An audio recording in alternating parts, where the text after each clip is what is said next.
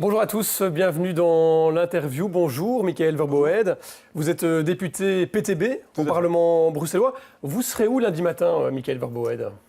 Comme tous les lundis depuis maintenant 2 semaines, à un piquet de grève pour soutenir les travailleurs en grève. Vous serez devant une entreprise C'est pas encore clair, mais effectivement, donc on a l'habitude de montrer notre soutien, notre solidarité par rapport aux grévistes. Et donc lundi, il y a 2 semaines, j'étais à Mons, j'ai fait plusieurs entreprises publiques et privées, comme la SNCB, comme des zonings. Idem à Namur la semaine passée, et ce sera encore le cas cette semaine-ci. Est-ce qu'il y aura des routes bloquées, des accès routiers dans Bruxelles qui seront bloqués? Écoutez, ceux qui font grève, ce sont les syndicats, les organisations syndicales et les travailleurs. Et donc nous, on vient en solidarité, c'est pas nous qui organisons. Mais vous n'avez pas d'informations des syndicats par rapport à ça? Pas plus que ce qui sort dans la presse. Est-ce qu'on peut empêcher les gens qui veulent travailler d'aller travailler quand on fait grève?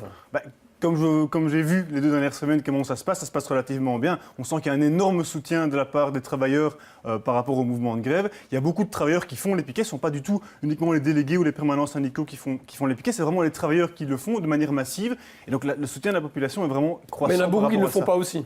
Oui, il y a beaucoup qui ne le font pas, mais beaucoup qui ne savent pas non plus aller au travail puisqu'il n'y a pas de transport en commun, il n'y a pas de train. Donc effectivement, il y a beaucoup de gens qui ne savent pas y aller, mais on sent que le soutien de la population par rapport aux grévistes est croissante, et ça j'ai vraiment pu le constater depuis 2 semaines. Et qu'est-ce que vous dites à ceux qui vont être un peu ennuyés lundi par le fait qu'il n'y aura pas de train, qu'il n'y aura pas de bus, que peut-être des routes seront bloquées et qu'ils devront passer 2 heures dans la voiture? Qu'est-ce que vous leur dites? Mais ce qui est important, c'est de voir dans quelle dynamique on est. On voit que c'est un mouvement social qui est en train de grandir, qui est en train de croître contre les mesures d'austérité du gouvernement Michel de Wever. Et on sait que dans l'histoire de notre pays, c'est grâce à des mobilisations sociales, grâce à des grèves, grâce à des manifestations, que des acquis ont pu être gagnés. Que ce soit le droit de vote pour les hommes, pour les femmes, que ce soit les congés payés, que ce soit plein de droits sociaux dont on dispose maintenant, la sécurité sociale. Et donc c'est important de prendre conscience que si on ne se mobilise pas maintenant, on a l'impression qu'il y a toute une chasse de droits sociaux qui va partir avec les projets du gouvernement Michel. Et vous avez l'impression que le gouvernement Michel est à l'écoute des gens qui font grève? Est-ce que ça va changer quelque chose de faire grève?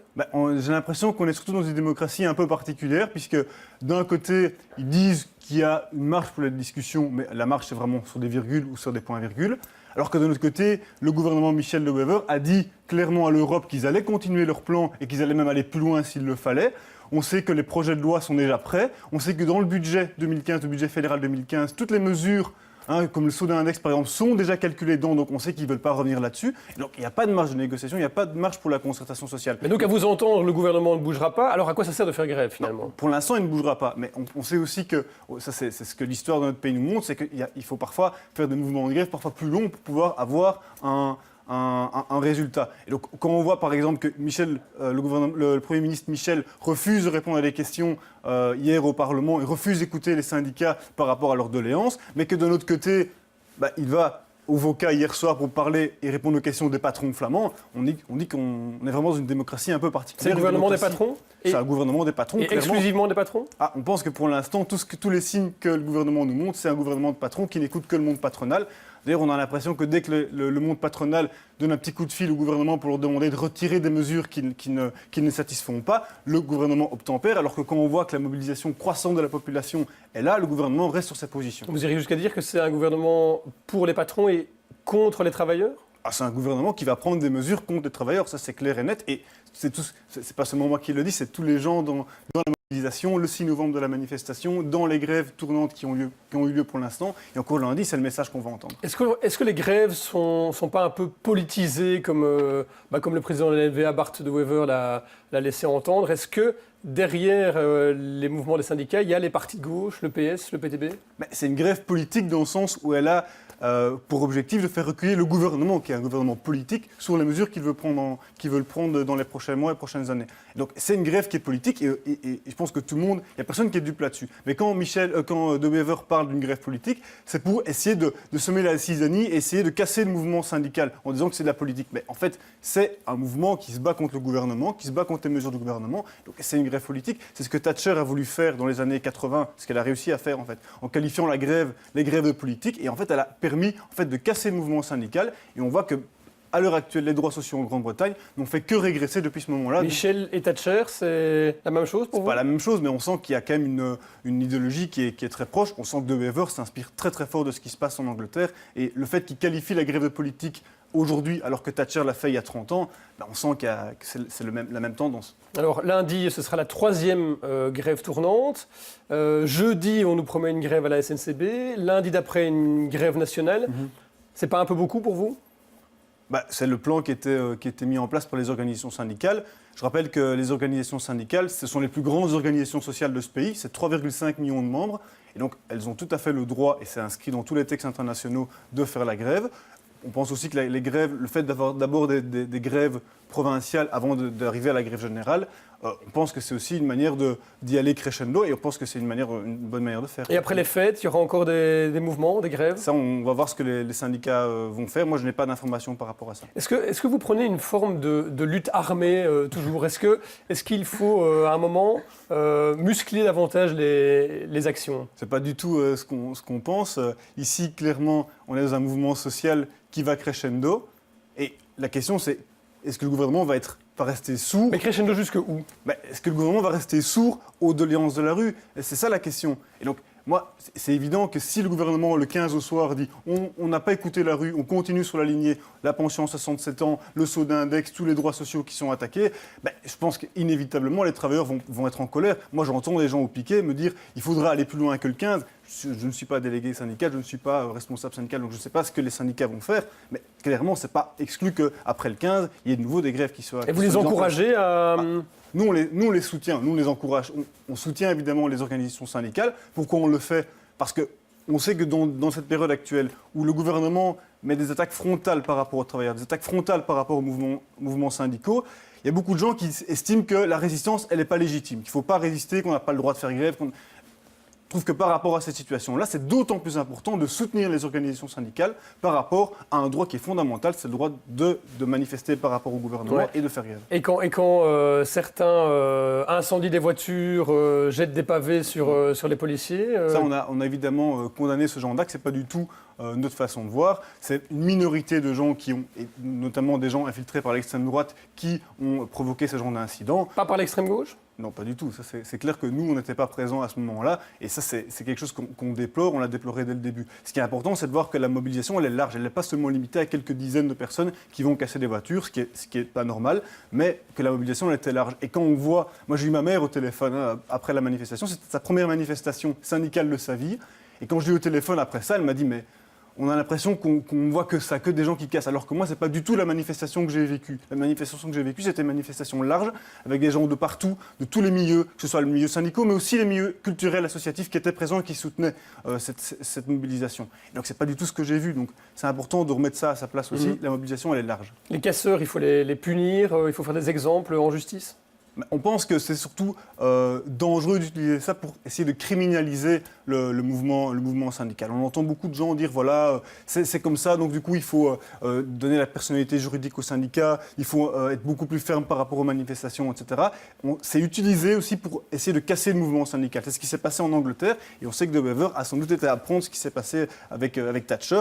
C'est une volonté de museler la résistance par rapport au plan du gouvernement. La CGSP cheminot qui a invité les dockers envers soi à venir renforcer les piquets de grève lundi, c'est une bonne idée. Mais de nouveau, c'est dans les dockers, les gens qui ont provoqué des troubles à la manifestation du 6 novembre, il y avait des gens de l'extrême droite qui étaient infiltrés là-dedans. Et donc, ce n'est pas les dockers qui sont en somme mauvais. Il y a des gens d'extrême droite là-dedans qui ont fait des actes qu'il faut réprimer. Mais d'un autre côté, la majorité des gens ne sont pas du tout comme ça. Et donc, pour moi, ce n'est pas une mauvaise chose que les dockers montent en solidarité. Ça permet aussi de montrer que la mobilisation, elle n'est pas que francophone, elle est dans tout le pays. Et ça, pour nous, c'est important. Alors, Michael Verboed, vous l'avez évoqué, le chahut à la Chambre hier.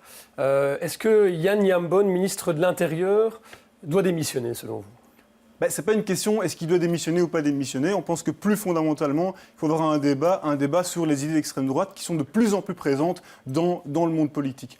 Et là, on est un peu surpris de voir que le Premier ministre Michel a refusé de répondre à ces questions, mais a plutôt préféré aller répondre aux questions du VOCA. Donc on est dans une démocratie un peu particulière. Et c'est d'autant plus inquiétant pour un ministre de l'Intérieur d'avoir un passé trouble par rapport à l'extrême droite. On sait qu'il parle de mettre une agence de la sécurité belge comme la NSC aux États-Unis. Il parle de mettre l'armée dans les rues. Et donc c'est très inquiétant que ce personnage ne dise pas la vérité par rapport à son passé. Mais vous ne répondez pas à la question. Est-ce qu'il doit démissionner ou pas, selon vous ? Pour moi, la question, c'est pas la démission. Il peut démissionner, mais si c'est quelqu'un d'autre qui a les mêmes idées que lui qui vient à sa place, on n'aura pas résolu le problème. Ce qui compte, c'est d'avoir un débat démocratique fondamental sur est-ce que c'est normal que quelqu'un qui ait des accointances avec l'extrême droite soit ministre de l'Intérieur, propose de mettre l'armée dans les rues, propose de faire une agence nationale de la sécurité. L'NVA, ça reste un parti démocratique à vos yeux? On a des questions. C'est ce que nous, on a dit par rapport à cette nouvel épisode, cette nouvelle affaire Gambon, c'est on demande qu'ils disent enfin la vérité.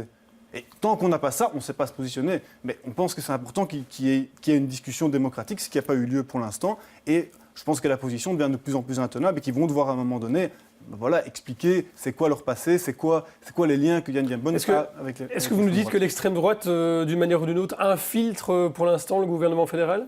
Alors, on sait que dans la NVA, il y a eu des transferts du Vlaams Belang vers la NVA. Et donc, on se pose des questions.